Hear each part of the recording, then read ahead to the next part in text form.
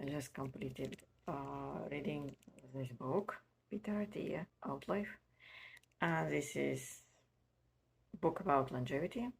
I was interested in that book for one specific reason. My husband and I got our child in our 40s. Basically, I was almost 40 and my husband 40 plus. So when you think about if my kiddo will have her kids in the same age as I did, in her 40s, that means I will be 80s. And now if you think a lot of people decline in terms of their health, best situation probably in 70s. It's usually start dramatical decline in health starting around 75, 80. And it's not like I'm interested to see my grandkids. Not really. I'm not interested to be like in marginal state. That's not my goal. I will be quite disappointed because I used to be an energized bunny all my life. It's not what I want for sure. And at least I want my kid to have at least one parent alive. My husband didn't realize that whenever she's be 40, he'll be like 80 something. He's not there yet in his mind. He understands that when he goes to retirement, she'll be like in her 20s, but he doesn't think beyond that. So my parents, for example, in their 70s, my husband has only mom, he's in 70s too. They are in pretty good shape, they are self-efficient, they don't have any major diseases, but the key point, when they will need some care, when they're gonna be not self-sufficient in their life, actually. That's the most important topic. And let's see. First, he is actually telling his personal story and about how he got to medicine and what is the real issues with our modern medicine. Any medicine, by the way, it's not only in America, it's the same probably in Europe as well. No one is going to root cause and why everything is like around pills and so far. And even if it will be something about nutrition, they again do not understand why it's like nutrition, right? So let's see. And then part 2 on this, that's interesting concept, eat less, live longer. I heard about that one.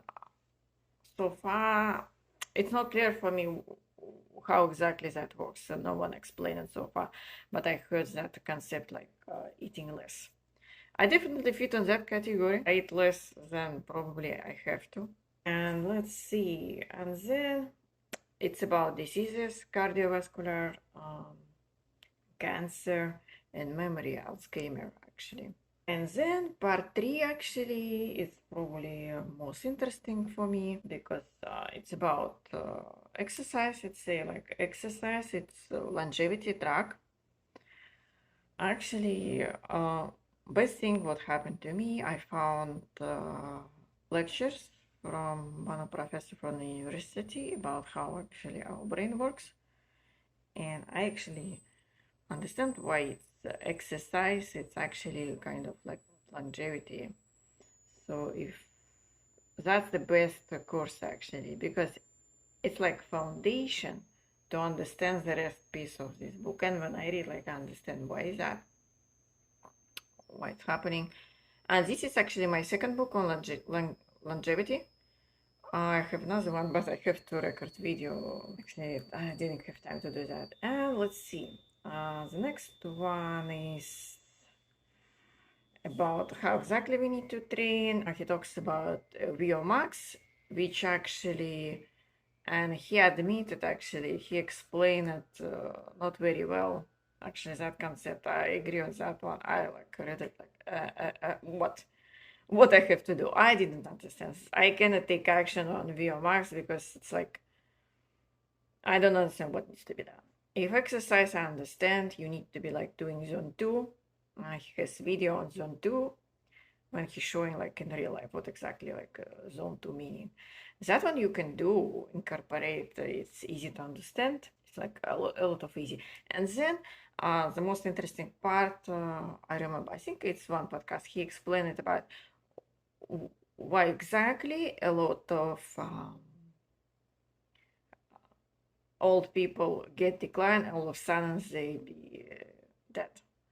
That because they missing, besides like muscle, only muscle will not save you. You need to have stability. Basically, that's the balance and stability in your body, because what's happening is all the people, they just, let's say, walk around uneven surface and they're failing, and they sometimes broke their bones or whatever.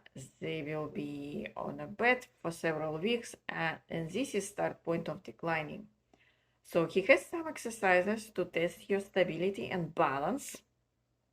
Actually, I'm pretty good on that one, only because it's probably because I did gymnastics for 5 years when I was a kid. So my stability and like pretty good. What I found, besides having strong muscles on your leg, stability, another key point which you have to do with your grip. Basically, and he explained why you need that one, because when you're failing, you will holding on something, and you should be able to hold the weight of your body. Now, how many of you will be failing, grabbing something and be able to hold? Maybe when you are young, yes, maybe, because you still have some kind of muscles.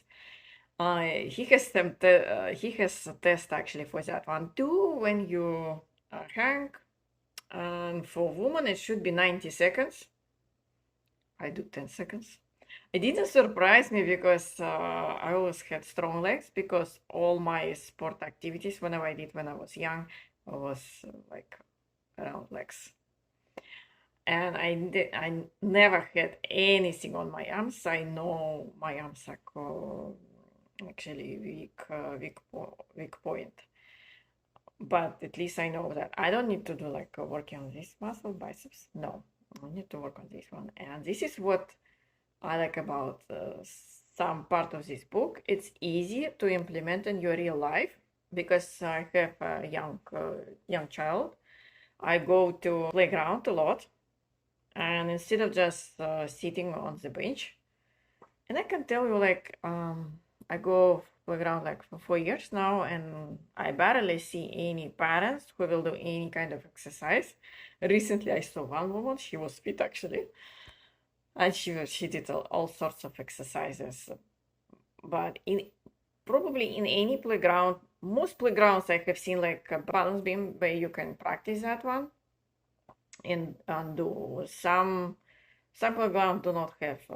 I go to my playground too close to my home. It doesn't have balance beam, by the way. But most of the time they have monkey bars. For example, I cannot do monkey bars.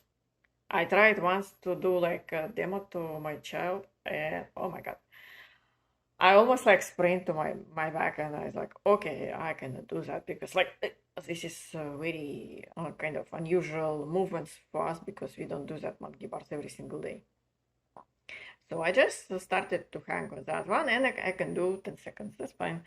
Will increase that. And another thing which is easy to do, probably in any playground, to find any kind of bar. And because we are women, we cannot do like any, I don't call pull-ups or whatever. I will do more. When your body actually not straight like this, a little bit on the angle, I do this way, and I do this way. So basically 10 times like this, 10 times like this, which is, I would say, normal for me, only because I had like almost like 4 years or maybe 5 years of like a wedge style of living, because I didn't have energy or whatever health to do any kind of exercise. I was not even walking, just simple walking. I was not able to do that. I have this channel because everyone's so this especially for women, because men it's kind of a little bit different. And actually this book does not address any difference between women and men. Maybe he doesn't know that, because what I found out, that topic you need to find from a woman doctor. But so far I didn't find one. Once I found out, you will know. So that's the reason you have to subscribe to my channel so you don't miss that one. And another a good chapter on this one is nutrition. And he was in keto diet for 3 years, someone called ketogenic diet. And he doesn't recommend that to a single person to go on that keto diet. I don't like that diet too. I was doing it twice for 4 to 7 days and I quit. That diet doesn't work for every single person, and he explained for some medical way for some people it doesn't work. It doing, instead of getting better, it's doing opposite, you're getting worse actually. So I would say this is kind of, I'm not a fan of keto diet at all. He talks about intermittent fasting or fasting in general, and he said he found out it doesn't benefit and even can harm some people too. It's not gonna work for me. I basically I will just degrade instead of getting better. Okay, just look at the book. I think the two main diets he covers is keto and fasting. Both of them he doesn't recommend. And vegan, of course, not in question. He's against vegan diet. And let's see. And what he says about diet, instead of doing blindly, they do this continuously glucose monitor, and you need to that monitor to have on you only for 2 months to find out which food actually triggers that sugar spike in your body. So keep in mind that one. I guess it's not really affordable right now, probably not. And he says, like, if a person has stress in their life, the sugar spiking during nighttime, this is when like cortisol releasing in your bloodstream. So far, whatever I look at, like stress reduction, every single book will talk about stress actually. You need to eliminate. They don't tell you how. No one tells you how, because they probably have no idea how. And they have like steps. Or you do keto diet, you do intermittent fasting, blah, blah, blah, and you do stress reduction on your life. Every single book will say stress reduction. But they do not tell how exactly stress will affect your even hormones. No one talks about that one. You need to find it separately. And most, of course, have no idea how to do stress reduction in your life. And this is what exactly I want to cover in my channel, how to do that. If it's like way too much, you have to be in talk therapy on some therapist. So this is what he said, like, and people will find out which food triggers that sugar spike, and they will just avoid that food. And you don't know. That's interesting. He said brown rice and white rice almost like equally creating that sugar spike. I was thinking like, okay, a lot of people on gluten-free diet, and the cheapest way to replace gluten in your life is actually replaced with brown flour. Now I'm thinking people who replace gluten in their diet with brown rice will probably develop something else like diabetes. So he talks about diabetes. It's pretty much very important actually. That's interesting. All these diseases, heart issues, cardiovascular, diabetes, and Alzheimer, it's all kind of the same and linked together. It's not like completely separate issues, as you might think. Yeah.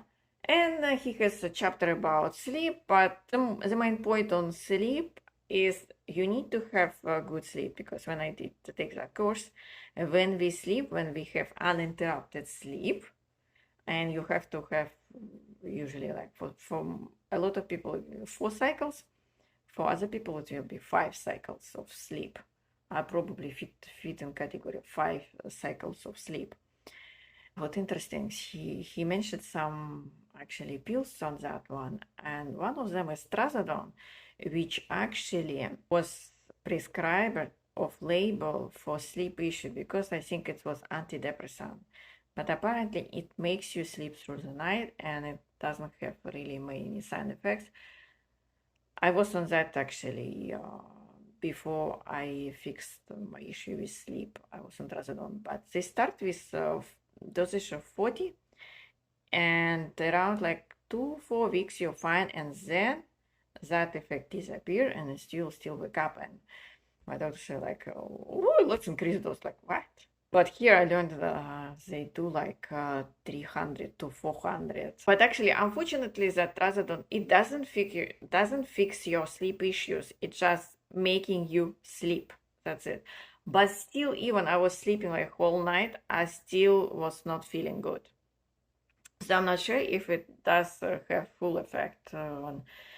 But for sleeping, you need to go to any other book. There is another expert on the sleeping. Or if you're interested, let me know, because sleep in women is related to when progesterone is declining, and you're interested in perimenopause, menopause video, you let me know, because I read several books and I'm already there. And the most interesting part of this book for me was about mental health. And that chapter has only 25 pages. 25 pages is like nothing really. But at least this book, I would say it doesn't have a lot of water. It's pretty compacted, and don't bother with getting audio book. It's very difficult. You need to have like a printed ebook or printed copy.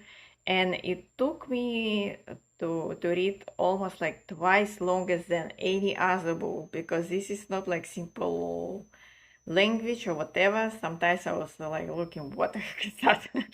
With Googling like exercise of names. I have no idea how they call it, and any kind of terms, which I don't know. And he actually talks about emotional health, and what he said, like, this is most important part, because whenever you do previously whatever he described, even if you do all these steps for your longevity, you won't hit longevity, because foundation for your longevity, that's emotional health. And for most people it will be he has childhood trauma, of course. A lot of people will have childhood trauma. Some people maybe do not have it or do not remember, as I think that's do not apply to them. Two things which you need to do: release your childhood trauma and stress reduction. Stress reduction is probably a little bit easier than childhood trauma. You can do on your own, and this is he is explaining like your emotional health is foundation for everything. So basically, first thing which you need to work to get your emotional health. Now, this is quite tough topic, by the way, and I didn't find any good book on that one. And I think he talks about that. If you do like breathing exercises, meditation so far, it's not really enough. And basically what I learned from a course about our brains, that it's just distracting you from issues whenever you have. It doesn't solve. The interesting concept I found in this book, he does in his routine, is rucking. Rucking is basically when you do a heavy backpack and you go for a walk. He does intense walk, actually, quite fast. Like I said, that's good for your emotional health, and it's good for your cardiovascular. Actually, but I'm thinking to have a separate video about rucking. That's a very interesting concept, which will take video too long, actually. Okay, it's already a long video. I will stop here because it's probably very difficult to cover every single topic from this book. It's very compacted, a lot of information. And some people probably will be kind of disappointed with this book, or maybe they will not apply in their real life, because it's not like easy. Like if you're not fit and you're overweight, it's not easy. I was like, oh my god, I better just go and die right away. because I know that concept exists. I found out when I was working in the office. I found out a lot of people in my age or even younger, or maybe like between 30 and 50, I would say. They eat everything. They don't care about their health. They don't exercise because reasoning was, I want to be alive for my retirement. Like retirement starts in 67, and they thought I'm not gonna live until that age. So they don't think about longevity at all. As they read the books, they probably will be even more demotivated than before that. So this is like specific book, and I understand like whenever he's proposing and whenever he does for himself, it's not for every single person. And of course, like learning him, um, he used to have challenges in his life, and he used to overcome all these challenges. So for him, it's actually how our brain works. The more you challenge yourself and overcome, it's easy for you to start any task. You don't know what kind of procrastination it is, but not every single people like Peter. And that's interesting. I didn't know he's actually a number guy, and instead of going to this technical field, he went to be a doctor, because I'm the same way. I'm a number person. It's not like a number person, just technical person. I was very good on math, on whatever, but I never get interested on that one.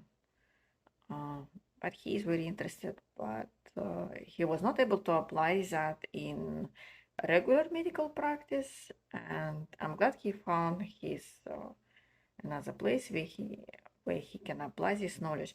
And another thing what is I like about Peter, because when people, if they talented in math, they actually have that ability in their brain to have a whole picture, and to have and to build that whole picture from different pieces. And not every person actually has that talent. So I would recommend to read that book. I have no idea how much it cost. Actually, I got it from my local library. Actually, it was when I placed at hold, there was 8 people in the line for this book. I got it very fast, actually, within 1 month. They had my county had several copies of this book. Right now, list. When I look at 1 week list, already 11 people. So yeah, I know maybe that will be not available. You need to learn actually how your library works, because in Florida state, even if your county does not have specific book, you can suggest book purchase, and when you do that, when they will search that book in Florida state. If they found one, if that library okay to loan that book, you will get that book. But the only thing is it will be regular loan period, 3 weeks. And I had to read this book in 3 weeks. It was quite intense, because I had to basically postpone everything, like my YouTube channel, and do only reading that book. And I would say, even do not expect reading in one set more than 1 hour. It's because it's so intense. You probably will be like too tired, too much information in just 1 hour. Because other books I can do like reading 2 hours, no issues. My brain is still good. I can continue reading that book, but it does not apply to this book. And only that actually I have read like several books about psychological mental health, and only on these books, when I read that chapter in 25 pages, I was zoning out. That's only one single book when I did that one. The rest of the book didn't hit anything in my life. So I think that's a good book. I highly recommend. Thanks for watching. Subscribe to my channel so you don't miss once I figure out what we need to do to get our emotional health, because especially that matter for women, and most books or whenever do not address that one. And reading even books which was written by a woman was useless too. Thank you. Bye.